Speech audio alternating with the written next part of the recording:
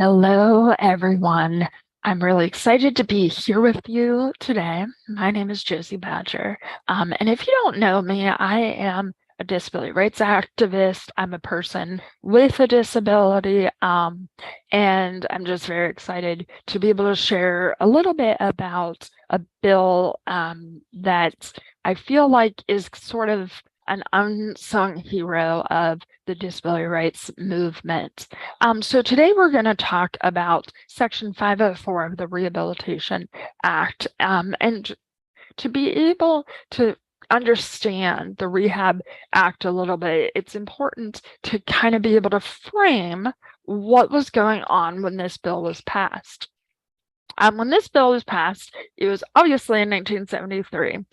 There were individuals coming home from war, veterans with newly acquired disabilities. We were in a lot of the civil rights movements, whether that be women's rights or civil rights. And so there was a lot of movement and power going on during that time. And so in many ways, the Section 504 Act and the different sit-ins and protests that occurred were kind of a buildup from what that time period looked like and was. And so we're going to talk about the Rehab Act focusing on Section 504, in part because we are also just coming out of the 50th anniversary of this act, and there are a lot of provisions that are not really shared or talked about that can really influence and improve the lives of people with disabilities. So to start this off, Section 504 of the Rehab Act, as I mentioned, with this being a part of the Rehab Act, this started with veterans. And so some of these provisions under Section 504 were sort of snuck into this law. The President Nixon at the time, he was not a fan, we'll say, of pushing legislation that was fully inclusive, that may, quote unquote, put burdens on programs, on businesses. And so this section was kind of downplayed on purpose so that it could be included.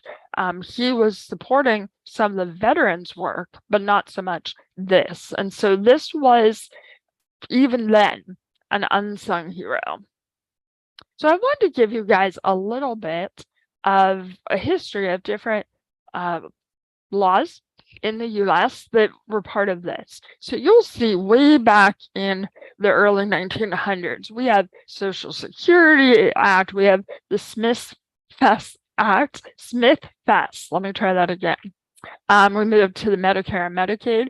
All of that was also right around major wars, World War I and II. So we're looking at veterans. We have the Voting Rights Act, which, although it wasn't specific to people with disabilities, did help to ensure access to voting. Then what we're talking about today, the Rehab Act, moving up to 1975 with the Education for All Handicapped Children's Act, which we now know as IDEA or IDEA, the ADA. Then we jump a little ways, go into the Affordable Care Act, ABLE accounts, which, if you don't know anything about the ABLE accounts, allow people with disabilities to save money and not affect their benefits. And then the Workforce Innovation and Opportunity Act. Many of these laws did not directly overlap with disabilities per se. They weren't written for people with disabilities, but ultimately they help to carry out our equity in different areas of civil society, whether that be education, voting, healthcare. And a lot of them also just had specific provisions in them to ensure our rights. Okay, so a little history on the Rehab Act and a little overview here. It prohibits discrimination on the basis of disability. Specifically, and this is like one thing that makes this different from the Americans with Disabilities Act, specifically for agencies, programs receiving federal funding. And so that's why we don't necessarily hear about it quite as much, even though it really was the foundation to the ADA. This is specific to entities receiving federal funding. And it also was one of the very first acts that defined disabilities. And it says individuals with disabilities are defined as persons with physical or mental impairments, which substantially limits one or more major life activities. And this, you'll see in legislation that came after this, was one of the first phrasing on how we define disability. And when we're talking about major life activities, this can include self-care, walking, seeing, hearing, so anything that affects our ability to interact with the world around us.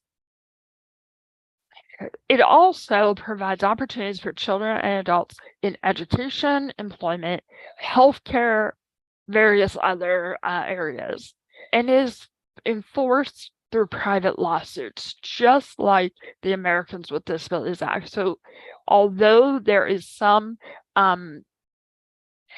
language and establishment of different departments in the federal government having their own 504 plans, most of it is carried out through lawsuits. So I'm not going to sit here and go through these different videos with you, but I think that you should really consider watching at least a couple of them.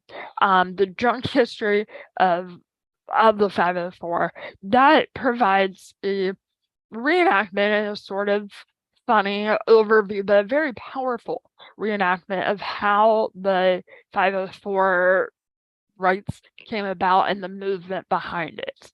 But it's a little lighthearted. There is some swearing. Then we go into the power of the 504.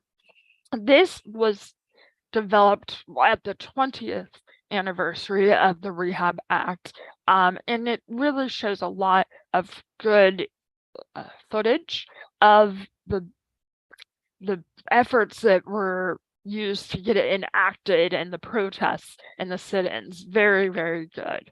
The Peel video focuses a lot on the educational aspect and for youth and kids who have disabilities and how it may affect them and their families. And then I would also draw attention to the healthcare rights. This addresses both the Rehab Act and the Americans with Disabilities Act, but it gives a pretty good overview of rights in healthcare. So access to programs or activities that are receiving federal funds. It protects people with disabilities who apply to and participate in programs. This might be something like a job or employment, but it also might be getting assistance from a program. Each federal agency has its own set of Section 504 regulations, just as I mentioned before. And this is exactly taken from the legislation. No qualified individual with a disability in the United States shall be excluded from or denied the benefit of being subjected to discrimination under any program or activity that receives federal funding.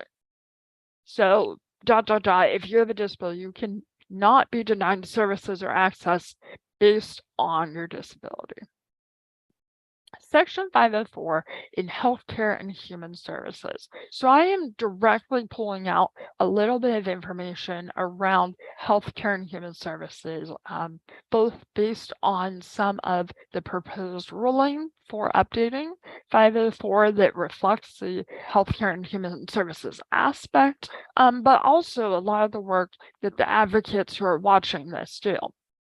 So you'll see that a lot of this goes back to the language that was mentioned in the previous slide about they cannot be denied services based on their disability. They should have full access.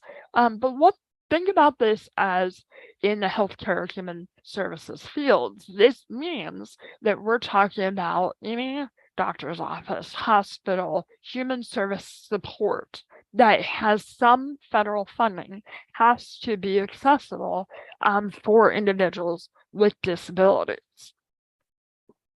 And so I'm going to stop sharing my slide, but I want to explore that a little bit more. What that means is if an individual with a disability goes to a doctor, that place should be accessible. The services should be available. And you might think, oh, well, that's sort of limited because of the federal funding part. However, the primary supporter funder of insurance for people with disabilities is Medicare and Medicaid, which are federally funded, and therefore 90% of individuals with disabilities are automatically supported by 504 in these medical environments. That is important beyond just the Americans with Disabilities Act, because in general, laws and legislations and how they apply to real life is more prescriptive. So when there is a law that is more prescriptive or has more details about access or rights or regulations, that is the bill that's normally followed. And so, for example, the Americans with Disabilities Act was much more prescriptive in, for example, service animals. So that is the law that has been followed. If there are more prescriptive elements of the Rehab Act, that is what would be followed. Since they're both federal laws, they're going to follow the one that has the most detail pertaining to that event, the access, the provision of services. And so that is why it is important to not only know the Americans with Disabilities Act, the Affordable Care Act, but also Section 504. So I'm going to encourage you guys to watch at least a couple of the videos that are in the PowerPoints, and then we'll follow up with more videos.